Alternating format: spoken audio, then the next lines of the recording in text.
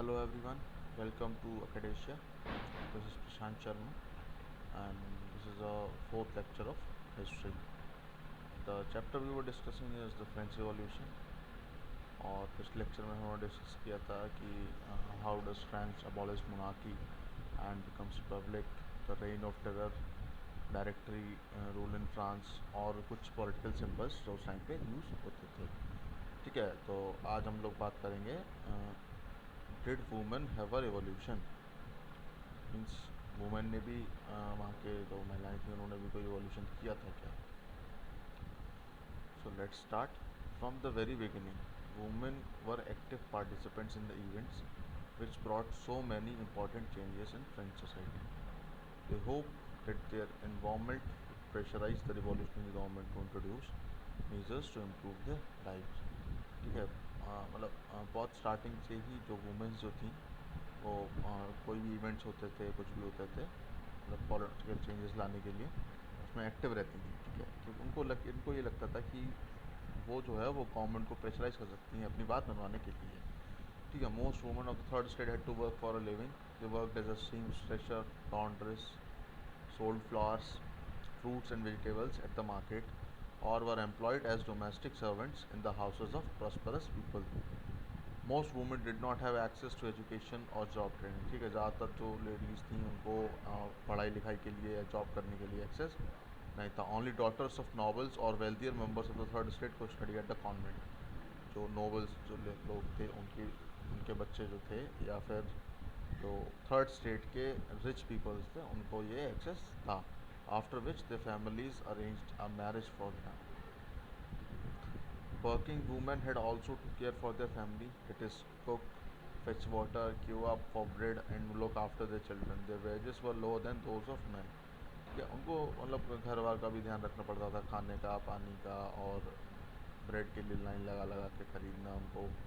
ठीक है, और जहाँ तक कि उनके जो वेजेस जो थे वो मेन से कम थे. In order to discuss in voice the interest, women started their own political clubs and newspaper. इन चीज़ों को लोगों तक पहुंचाने के लिए उन्होंने क्या किया, उन्होंने अपने खुद के मतलब क्लब्स बनाए, न्यूज़पेपर्स जारी किए. ठीक है, about 60 women's clubs came up in different French society cities. ठीक है, लगभग 60 वुमेंस क्लब बने, निकल के आए. The society of revolutionary and Republican women was the most famous of them. जो ये था society of revolutionary Republican women जो क्लब था, ये बहुत मतलब मोस्ट फेमस था. जैसे उसमें जैकोबिन क्लब था हमारा, ज़्यादा ना, Jacobin club ji. One of the main demands was that women enjoy the same political rights as man. ठीक है, तो उनकी मेन डिमांड यही थी कि जो पॉलिटिकल राइट्स मैन को मिल रहे हैं वही राइट उनको दिए जाएं. Women were disappointed the constitution of 1791 reduced them to passive citizens. ठीक है, तो जो कॉन्स्टिट्यूशन हमारा 1791 का था उन्होंने क्या किया था कि जो वुमेन्स जो थी उनको as a passive citizen, means they can't vote. देखा था ना हम लोगों ने, एक्टिव और पैसिव. एक्टिव जो थे वो वोट कर सकते हैं, पैसिव जो थे वो वोट नहीं कर सकते हैं. तो एक्टिव में आपने पढ़ा भी था कि सिर्फ मैन आते थे, तो इसलिए वो इस चीज़ से disappointed. They demanded right to vote, to be elected to the assembly and to hold political office. ठीक है, उन्होंने इनकी यही डिमांड थी कि उनको वोट करना दिया जाए, जो पॉलिटिकल पोजीशंस हैं वो उनको एंजॉय कर पाएँ, जो पॉलिटिकल ऑफिसेस हैं उनको वो होल्ड कर पाएँ. इसलिए only then they felt would their interest be represented in the new government. तभी उनको ये लगेगा कि उनका भी कुछ नए गवर्नमेंट फॉर्मेशन में कुछ रोल है. In the early years the revolutionary government did introduce laws that help improve the lives of women. ठीक है, स्टार्टिंग के सालों में गवर्नमेंट ने कुछ लॉज लाए गए जिससे कि उनकी जो लाइफ्स जो थी वो इम्प्रूव हुई. Together with the creation of state schools, schooling was made compulsory for all girls. Schooling जो थी मतलब स्कूल जाना सभी गर्ल्स के लिए कंपलसरी कर दिया गया था. Their fathers could no longer force them into marriage against their will. ठीक है, वो उनके जो घर वाले जो लोग थे वो उनकी बिना मर्जी के उनको शादी करने के लिए नहीं फोर्स कर सकते थे. Marriage was made into a contract entered into freely and registered under civil law. Marriage जो थी उसको एक कॉन्ट्रैक्ट के रूप में लाया गया, मीन्स एक तरीके से सिविल लॉ निकाल दिया गया कि रजिस्टर्ड मैरिज होनी चाहिए. Divorce was made legal and could be applied by both women and man. ठीक है, डाइवोर्स जो था उसको लीगल बना दिया गया, तलाक और उसको मैन भी अप्लाई कर सकते थे, वुमेन भी अप्लाई कर सकते थे। Women could not train for jobs, could become artist और रन स्मॉल बिजनेसेस। ठीक है, वुमेन जो थी they can now be trained for jobs. Women's struggle for equal political rights, however, continued during the reign of terror. Reign of terror याद होगा आपको? Reign of terror में किसकी गवर्नमेंट थी? रॉब्सपेरी की। The new government issued laws ordering closure of women's clubs and banning their political activities. तो new government थी, उन्होंने क्या किया कि जो वुमेंस क्लब बनाए थे उनको बैन कर दिया गया, उनको बैन कर दिया गया, उनकी एक्टिविटीज़ को बैन किया गया। Many prominent women were arrested, जो कई से जो होता है ना, मतलब कुछ मेन चेहरे निकल के आए थे, उनको अरेस्ट किया गया। And a number of them were executive. Executing का काम तो रेन ऑफ टेरर में हुआ ही था, इसीलिए उसको रेन ऑफ टेरर बोला गया था कि इसमें गैलेटिन जैसा एक मशीन कह सकते हो यूज़ हुई थी, जो दो स्टिक्स होती थी, बीच में ब्लेड होता था, उससे उसका गला काट दिया जाता था। Women's movement for voting rights and equal wages continued through the next 200 years in many countries of the world. The fight for vote was carried out through an international suffrage movement. तो vote के लिए fight थी, वो एक international suffrage movement की तरह निकल के आया लेट 18th और अर्ली 20th सेंचुरी में। The example of the political activities of French women during the revolutionary years was kept alive as an inspiring memory. It was finally in 1946 that women in France won the right to vote. Finally 1946 में जो France की womens थी उनको right to vote का right मिल चुका था। Okay, तो this is our next topic, the abolition of slavery. Slavery क्या होती है? स्लेवरी हमारा होता है दास प्रथा, सर्वेंट नहीं। Yeah, one of the most revolutionary social reforms of the Jacobean regime was the abolition of slavery in the French colonies. The colonies of the Caribbean, Martinique, Guadeloupe, and Saint Domingo were important suppliers of commodities such as tobacco, indigo, sugar, and coffee. ठीक है, तो ये जो colonies होती ये tobacco, Indigo, sugar, coffee की बहुत ही main suppliers थी। But the reluctance of Europeans to go and work in distant and unfamiliar lands means a shortage of labor on the plantation. Europeans जो थे वो बाहर जाके काम करने, उनके काम करने की वजह से जो लेबर का शॉर्टेज जो होता वो वहाँ हो गया था। So this was met by a triangular slave trade between Europe, Africa and America. तो इसको फुलफिल करने के लिए उन्होंने क्या किया, एक ट्रायंगुलर ट्रेड बनाया गया यूरोप, अफ्रीका और अमेरिका के बीच में। ऐसा एक साइकिल बनाई गई जिससे इस कमी को पूरा किया जाए। The slave trade began in the 17th centuries. French merchants sailed from the ports of Bordeaux और Nantes, वो Bordeaux और Nantes के पोर्ट से सेल करते थे अफ्रीकन कोस्ट की तरफ।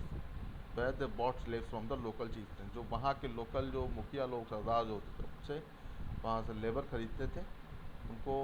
The slaves were packed tightly into ships for 3-month long voyage across the Atlantic to the Caribbean। ठीक है, तो उनको टाइट से मतलब रस्सी उस्सी में बांध के स्ट्रिप पे डाल दिया जाता था टाइटली, और उनको 3 महीने का लॉन्ग वॉयज सफ़र कराया जाता था अटलांटिक से क्रॉस करते हुए कैरिबियन में। There they were sold to plantation owners, वहाँ आके वो लोग प्लांटेशन ओनर्स को उनको सेल कर देते थे।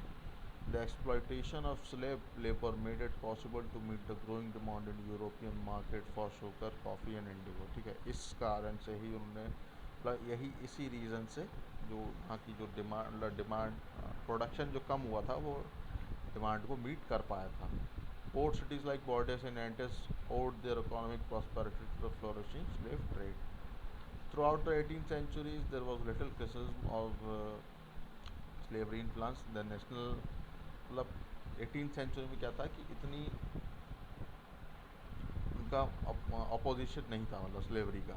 लेकिन the national assembly had long debates about whether the rights of man should be extended to all French subjects including those in their colonies. ठीक है, लेकिन नेशनल असेंबली में क्या लंबी बहस चल रही थी कि जो राइट टू मैन है, राइट्स ऑफ मैन की जितने भी मानवाधिकार हैं वो सबको मिले। But it did not pass any laws, क्योंकि उन्होंने ऐसा कोई पास लॉ नहीं किया, fearing opposition from businessman whose income dependent on slave trade. क्योंकि कुछ बिजनेसमैन जो मतलब कुछ क्या मतलब उनको एक भय था बिजनेसमैन से, क्योंकि उनकी जो मेन इनकम जो थी वो एक लेबर ट्रेड पे डिपेंड करती थी। It was finally the convention which in 1794 legislated to free all slaves in the free French overseas possessions. 1794 में क्या होता है कि एक फाइनली कन्वेंशन निकाला जाता है जिसमें सारे स्लेव्स को फ्री कर दिया जाता है। This, however, turned out to be a short-term measure 10 years later. लेकिन ये चीज़ थी, ये शॉर्ट टर्म मेजर निकल के आता है 10 ईयर्स बाद, 10 साल बाद फिर से नेपोलियन री इंट्रोड्यूस स्लेवरी, नेपोलियन ने फिर स्लेवरी स्टार्ट कर दी. Plantation owners understood their freedom as including the right to enslave African negroes. Plantation owners जो थे, मतलब जो मालिक जो थे, वो उनको इतना, वो अपने आप को फ्री समझते थे. अफ्रीकन नेग्रोज क्या होते हैं हमारे, a term use for indigenous people of Africa south of the Sahara. It is a derogatory term not in common use any longer. ठीक है, तो ये नेग्रोज जो थे, ये लोग थे जो साउथ ऑफ द सहारा में रहते थे. ठीक है, तो उन लोगों को स्लेव किया जाता था. Slavery was finally abolish in French colonies इन 1848. जो स्लेवरी जो थी उसको फाइनली अबॉलिश किया गया 1848 में. The revolution and everyday life. Can politics change the clothes people wear, the language they speak, or the books they read? The years following 1789 in France saw many such changes in the lives of the men, women, and children. The revolutionary government took it up themselves to pass laws that would translate the ideals of liberty and equality into everyday practice. One important law that came into effect soon after the storming of Bastille in the summer of 1709 was the abolition of censorship. जैसे ही Bastille का किला ध्वस्त किया गया था, उसके बाद एक important law आया था, सेंसरशिप को अबॉलिश कर दिया गया था. In the old regime, all the written material and cultural activities, books, newspapers, plays could be published on performed only after they had been approved by censors of the king. ठीक है, तो ये निकल रहा था कि कुछ भी, मतलब कोई भी न्यूज़पेपर में या बुक्स में या जो भी चीज़ें छप रही हैं वो तभी छपेंगी जब उनको जो किंग्स के सेंसर्स उन्होंने बना रखे थे उनके देखने या उनके परमिशन के बाद. Now a declaration of the rights of man head and citizen proclaim freedom of speech and expression to be a natural right.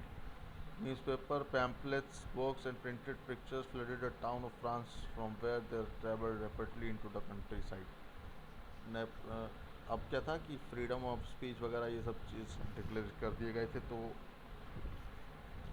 Newspaper वगैरह जो थे इनका इम्पॉर्टेंट रोल अब निकल के आ रहा था. वो टाउन्स में जाते जाते मतलब कंट्री साइड भी पहुंच जाते थे. They all described and discuss the events and changes taking place in France. ठीक है, वो में क्या होता था कि जितने भी इवेंट्स चल रहे हैं या जो भी चेंजेस फ्रांस में पहले क्या था अब क्या हो रहा है, वो चीज़ें उसमें डिस्कस करती थी. Freedom of the press also means that opposing views of events could be extra. ठीक है, फ्रीडम प्रेस की जो फ्रीडम थी वो एक चीज़ ये भी दिखाती थी, लेकिन they can oppose the view of the event. ठीक है, मान लीजिए सरकार को इवेंट कर रही है, उनको उसमें कोई माइनस पॉइंट है, ठीक है, तो वो उनको प्रिंट करा सकते थे. Each side sought to convince the others of its position to the medium of print. Plays, songs, and festive processions attracted large number of people. This was the only way, one way they could grasp and identify with ideas such as liberty or justice that political philosophers wrote about at length in texts which only a handful of educated people could read. Plays थे, songs थे, ये सब festive processions होते थे, इनको large number of लोगों ने like किया. क्योंकि क्या था कि जो आर्टिकल्स लिखे जाते थे उनको सिर्फ पढ़े लिखे लोग ही समझ पाते थे और वो लंबे होते थे. और ये फिर जी क्या ही ड्रामा के रूप में, प्लेस के रूप में, गानों के रूप में जब ये आए तो ये लोगों को अच्छे से समझ में आने लगे, नॉर्मल लोगों को जो हु कांट रीड और right.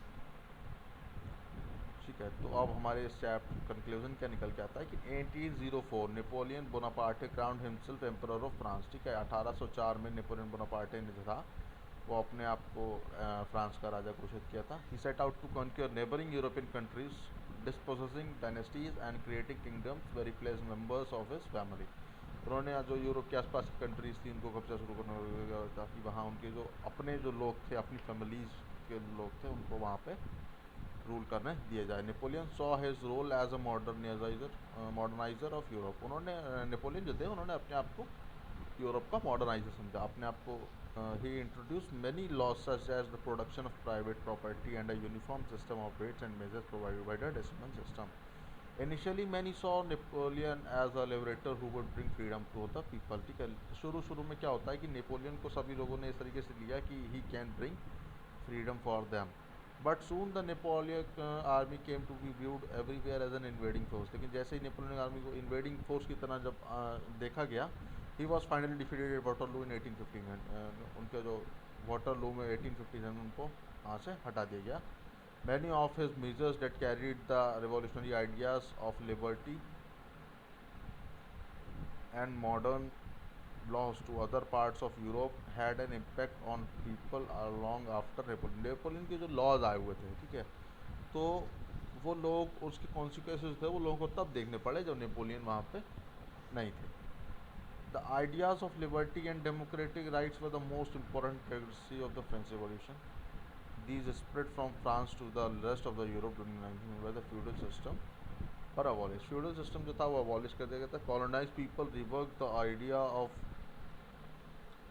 freedom from bondage into their movements to create sovereign nation state. ठीक है, sovereign nation state बनाने के लिए जो idea of freedom जो था उसको bondage से हटाया गया, उसको मूवमेंट के रूप में लाया गया.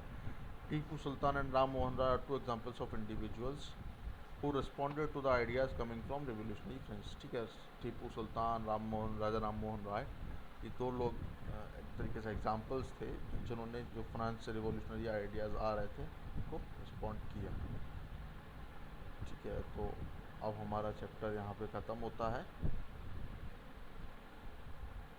तो आप एक बार सारे लेक्चर्स देख लीजिएगा फिर से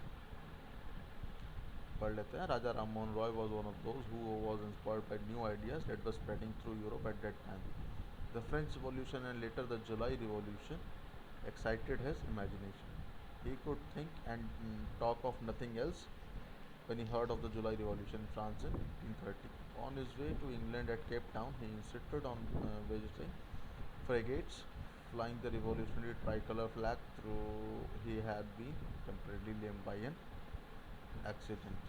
ठीक है, तो अब हमारे ये चैप्टर यहाँ पे समाप्त होता है. नेक्स्ट लेक्चर में हम नए चैप्टर से शुरुआत करते हैं. आप एक बार ये पूरा चैप्टर देखिएगा, कोई दिक्कत आए, मैंने मतलब पूरी एनसीईआरटी पूरा चैप्टर का वर्ड बाय वर्ड हर एक लाइन बाय लाइन पूरा कवर किया हुआ है. आप किसी भी लेक्चर में जाके जो भी टॉपिक जिस लेक्चर में है आप वहाँ जाके उसको देख सकते हैं.